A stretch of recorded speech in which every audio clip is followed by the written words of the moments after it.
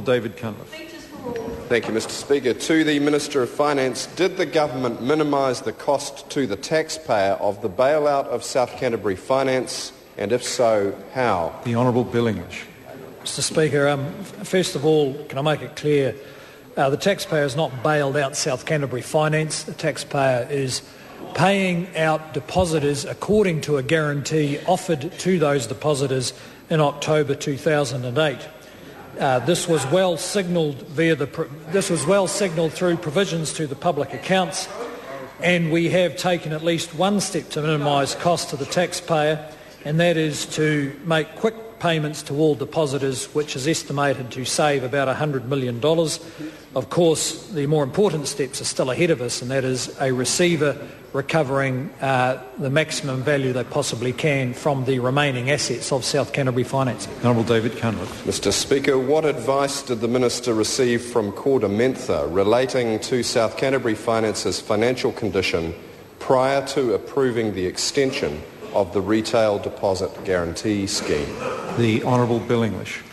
Well, Mr Speaker, I would need to go and have a look at what advice was received, and I wouldn't want to misrepresent it or partially represent it to the member.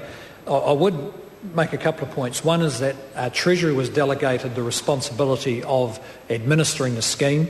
That was part of the original setup agreed between the parties here in the Parliament and the Finance Minister at the time.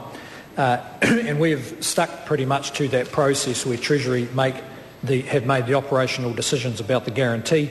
My view is that regardless of whatever advice or decisions government made, South Canterbury Finance's problems were so significant by the mid-2009 that despite ongoing efforts to give them the best possible chance to survive and therefore incur no cost to the taxpayer, those efforts failed. Honourable David Cunliffe. Mr Speaker, further to the Minister, was he concerned about the level of related party transactions and the earlier growth in South Canterbury Finance's loan book? And if so, what measures were put in place at what time to deal with these issues? The Honourable Bill English. Well, Mr Speaker, the great thing about hindsight is it's never too late to use it. The concerns grew through 2009 that South Canterbury Finance was not as strong and robust as had been represented. The Crown at least came to a conclusion there was a problem when, in the 2009 accounts, we put aside a provision of $830 million in the event that the deposit guarantee was triggered. That $830 million was based largely on an assessment of the risks to the Crown should South Canterbury Finance fail. So a product of both Corda Mentha's advice and Treasury's own views were, at least by the middle of 2009, there was a risk that they would fail. Pesata Sam Lotu-Iiga. Thank you, Mr Speaker. Supplementary to the Minister. How large has the failure of deposit-taking institutions been, and what are the prospects for improvement? The Honourable Bill English. Well, Mr Speaker, unfortunately, South Canterbury Finance's failure is just one of a number. If I could refer members to an analysis published on interest.co.nz which lists 61 finance industry failures with total deposits of $8.5 billion that have either been in receivership or moratorium since May 2006. Of these, 47 of the institutions failed before the guarantee scheme was introduced in 2008. 73 institutions were covered by the guarantee, and as I think I indicated to Parliament earlier, the extended guarantee from October the 13th will now cover around either 7 or 8 institutions, and obviously a much smaller liability or potential liability. Dr Russel Norman. Thank you, Mr Speaker. To the Minister, how will he ensure that farmland held by South Canterbury Finance or controlled by South Canterbury Finance does not fall into overseas ownership? The Honourable Bill English.